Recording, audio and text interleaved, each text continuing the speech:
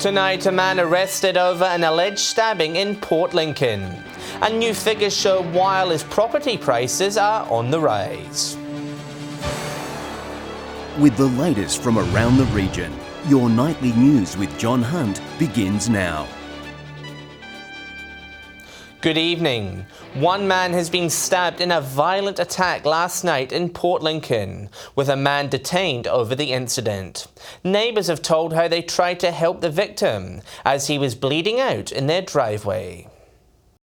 In the heart of Port Lincoln, there was terror. The older gentleman was just shouting that he was getting stabbed. A 29-year-old is accused of stabbing his 53-year-old father twice on Baltimore Street just after 7:30 last night. He was actually covered in blood. His whole pants and that were just, covered. The knife reportedly punctured his lung and hip. Two gentlemen running along the side of the road, and the older gentleman was yelling out that he was getting stabbed. Brenton Beer being hailed a hero for confronting the armed man. Basically, I just threatened him and said, let go of it or I'm just going to drop you. And he just dropped the knife and ran then. And I noticed the next door neighbour was,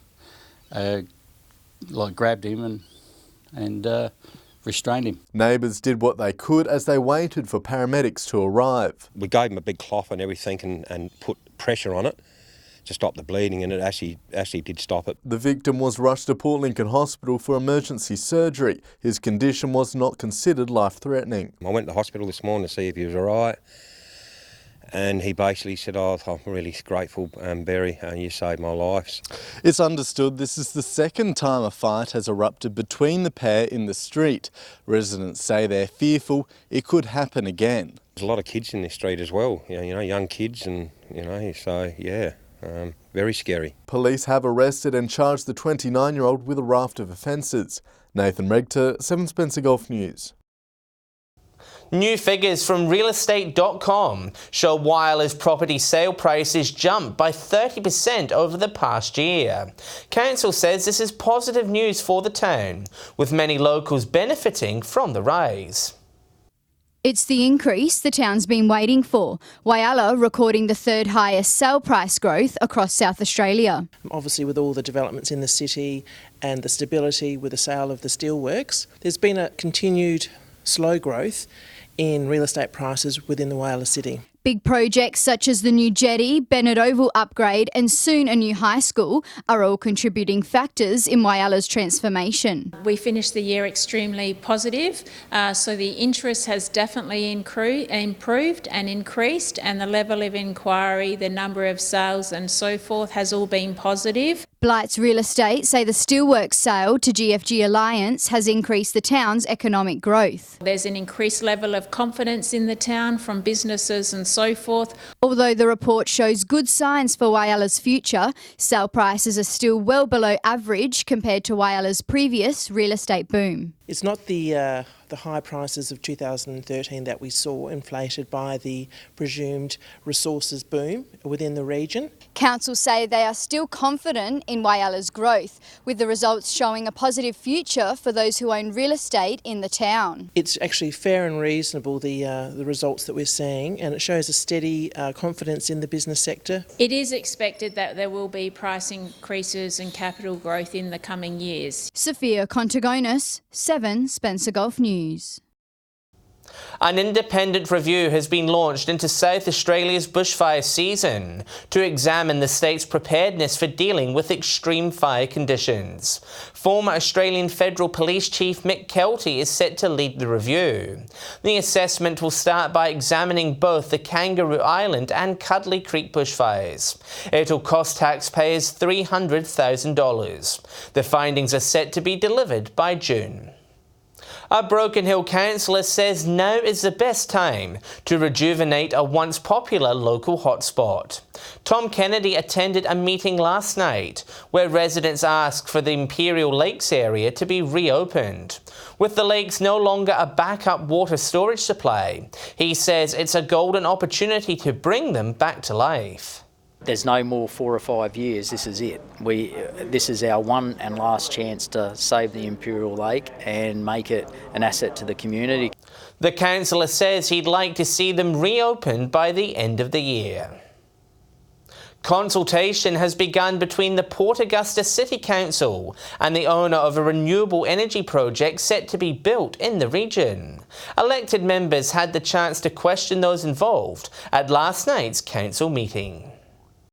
A chance to get answers on the potential of a new renewable energy scheme in the region. Silicon Aurora CEO was front and centre at last night's council meeting in Port Augusta. It's very important to us, and yesterday we had a meeting with the council and also the management, and we discussed what are the essential steps to take ahead and make sure the community is well informed. Councillors listening on as the company outlined what they had planned. The very next step is to go through very detailed modelling of the power plant and make the plan credible and also feasible. The plant will use silicon, a recyclable material, to store heat to then discharge in a form of electricity. This way we can utilise the renewable energy, store it and release it in a time when there is a high demand for the electricity. Building in stages, the site will begin with 70 megawatts, which could expand over time. We are confident we can fit around 400 megawatts of solar array plus the storage. So this is where we are aiming. The company says they're looking at using local workers. It means there's a lot of costs to consider, and employing local expertise is important. Laura Milovanovic, 7 Spencer Gulf News. Still to come tonight, Port Pirie's roads get a major health check, and Port Lincoln comes together to raise money for one of its own.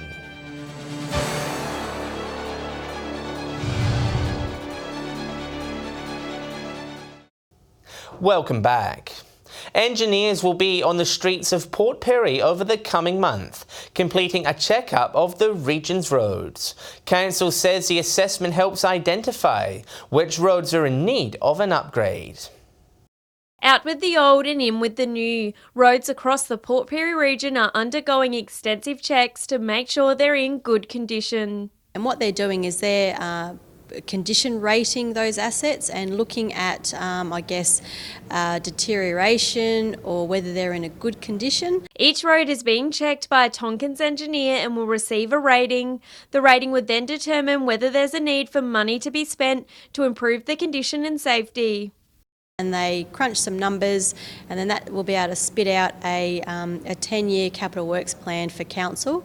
Council staff say they're regularly inspecting the region's roads, but this larger inspection only happens every few years. We do a formal process every 4 to 5 years. I think it's been 4 years since we did the last condition assessment. Going forward allows us to budget and plan around where we should be doing and how much effort we should be putting into our road network.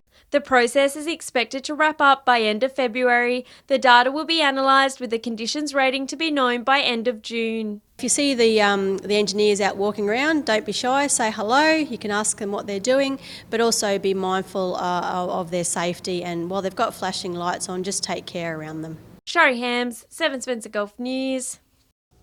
Port Lincoln is banding together to help local woman Danielle Richardson receive life-saving surgery. The mother of 2 lives with an aggressive form of brain cancer, with her only hope for treatment now resting in Japan.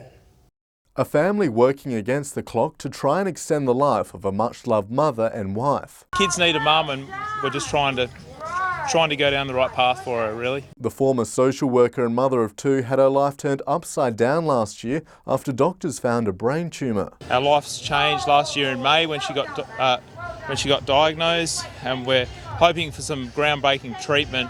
Doctors said the tumour was inoperable, but her family didn't give up. We took Danielle to Sydney, and we found a professor over there which did a wonderful job and operated on her. Danielle underwent major brain surgery following months of chemotherapy, but that wasn't the end. After receiving the news of her MRI scan last week, the tumour's regrowing, so now it's time for desperate action. Having exhausted all avenues in Australia, the family have found hope overseas. Tokyo University has a new procedure that attacks cancer cells with promising results. Now it's a matter of fundraising the money to get her there. I'm confident that I can hopefully get everything together, I hope. A stall was set up as part of Port Lincoln's Tunarama event to raise money to get Danielle to Japan. Let's just get this done, and it's more of a, we're going to promise we're going to try and get the best to keep you here for your children and your husbands. If you would like to donate, contact Smile for Danielle. Nathan Regter, 7 Spencer Golf News. A Port Augusta woman has joined a prestigious club, appointed to the Order of Australia. Glenys Coulthard has been recognised for her service in Aboriginal health in South Australia for over 2 decades. On the other side of the world is where Glenys Coulthard first heard the news. It was August last year in New York City. She says it was hard to keep to herself. We wanted to sort of shout it from the Empire State Building at that point. After months of waiting, Glenys received her Member of the Order of Australia in front of her local community on Sunday, recognised for her significant service to Aboriginal health in South Australia. You know, to think that I was worthy of that, so I'm really honoured and humbled to receive that. It all began back in 1995 when she was asked to join the board of the Royal Flying Doctor Service. So I thought, this is a really good, this is a great service, and it works in remote Australia, and many of the patients that they carry are Aboriginal and Torres Strait Islander background. Her parents a big motivator for her to help equality in health. I've seen my parents not get a service at the front door of the hospital, so that sort of really drove me. That's been one of my drivers. This year saw the highest number of female recipients, with Glenys proud to be one of them. I'm very proud of it, and I just hope that I can continue, you know, as long as I'm breathing, I will continue to encourage and hopefully inspire. Laura Milovanovic, 7 Spencer Golf News. Stay with us. The CFS pays a special visit in Whyalla, and the new app helping farmers in the Mid-North.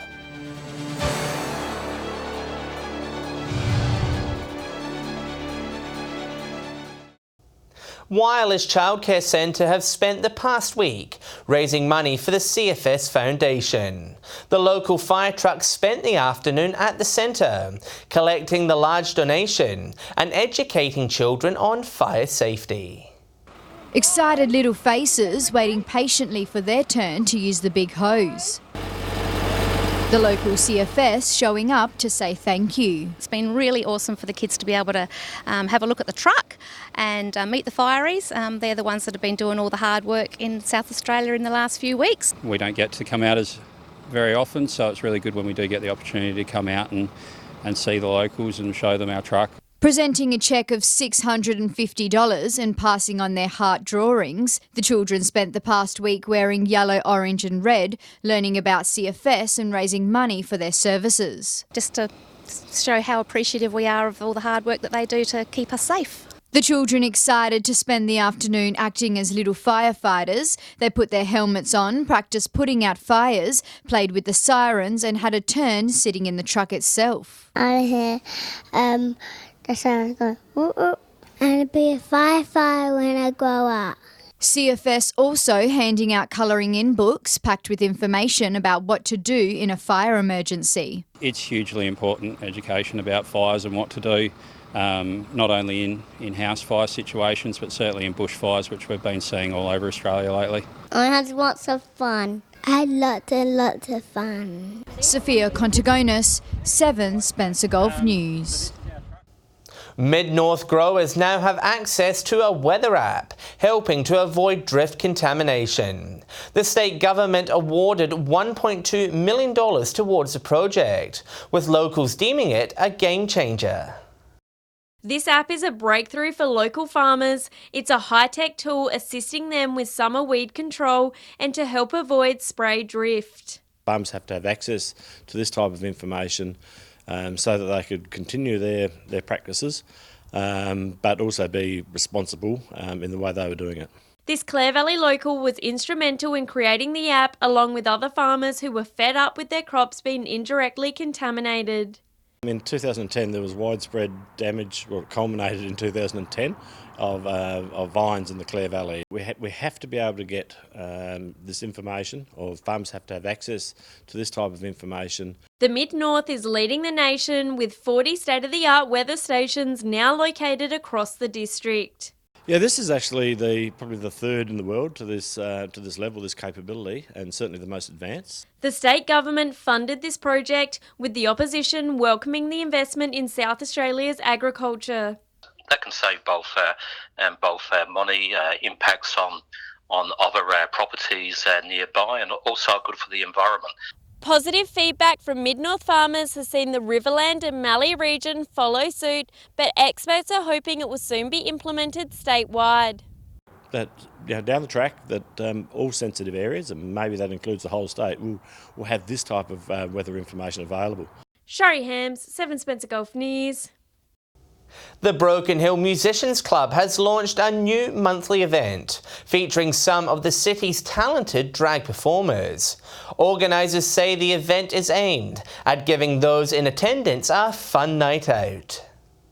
The newest drag show in the Silver City. I thought it was really good. Yeah, it was a great fun night. It was good watching everyone play the different games. So I enjoyed myself, had fun. First time I've actually played myself tonight also. So it was quite, it was different to what I'm normally used to doing, yeah. The Musos Club has a new monthly event on its calendar. Drags of Fortune is being touted as an evening of fun and humour, this first one being hosted by Shalita Buffet and Christina Neza. Christina, pop your hand in, pull out another one. I think we should let the audience do a bit of numbering. Sure. Yeah, go on, darling. Playing is simple. Purchase tickets to go into the draws to play the games. Each round has different activities with prizes up for grabs. Just a little bit of everything, really. So we're doing a bit of trivia, as you just said, a little bit of Wheel of Fortune, bingo, of course. And, of course, what would be, this without a drag show? So a few numbers from the drag queens. I wanted to create something that was sort of a bit... to have different games, different sort of more that game show feel to it. At the end, one lucky person gets the chance to play Drags of Fortune, spinning the big wheel. Those there on the night say they're coming back. Shalita and Christina are great hosts. It's been really good for the first night. Lots of prizes to win. I thought it was amazing and I actually really enjoyed it. Patrick Reinke, 7 Spencer Gulf News. Stay with us after the break. We'll have the latest on the region's fuel prices. And Britt will have the latest weather forecast.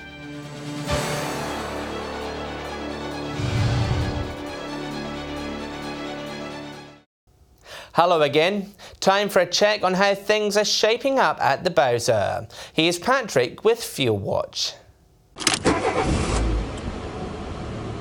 Heading into the long weekend, you would be forgiven for thinking petrol prices were on the way up.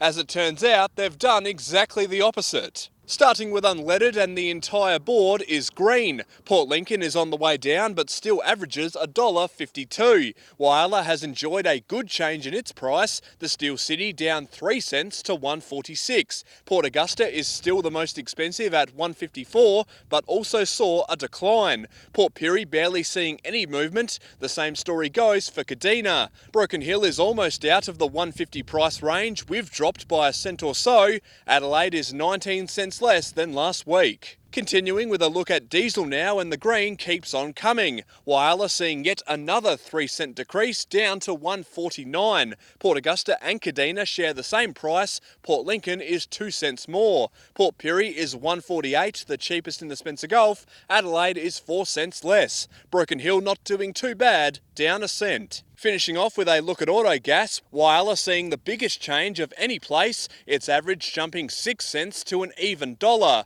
the same as Port Augusta and Kadina. Port Lincoln cruising along at 92 cents a litre, Port Pirie is a cent more. Here in Broken Hill we've seen a small increase from 96 cents to 98. Adelaide is the only one to see green, the price now down to 88 cents. Now remember that these prices are the regional averages and they do not reflect any one particular outlet. And if you do find a spot that does sell unleaded, auto gas or diesel for cheaper, be sure to let us know on our Facebook page. To the weather, and it was a scorcher today, with temperatures nudging 40 degrees in some parts of our region. Here's Britt with the details.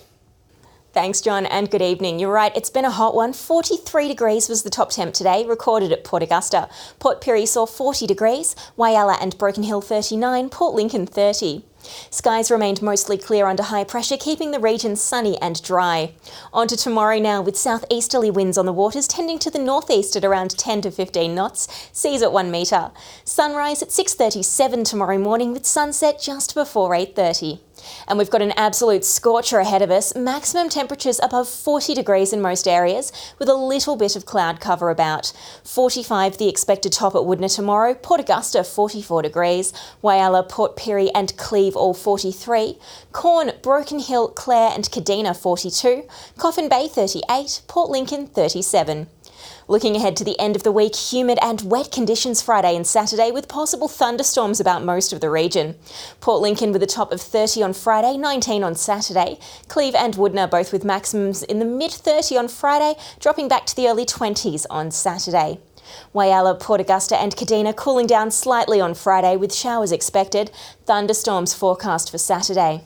Port Pirie and Clare both warm and wet on Friday, cooler and stormy on Saturday. Broken Hill remaining hot and partly cloudy through the start of the weekend. And John, that's it from me, but with these conditions, I think I'll stay here in this nice cold TV studio. Back to you. Thanks, Britt. And that's the local news this Wednesday evening. Thanks for joining us. I'll have updates later, but until then, enjoy your evening. On behalf of the team, it's good night.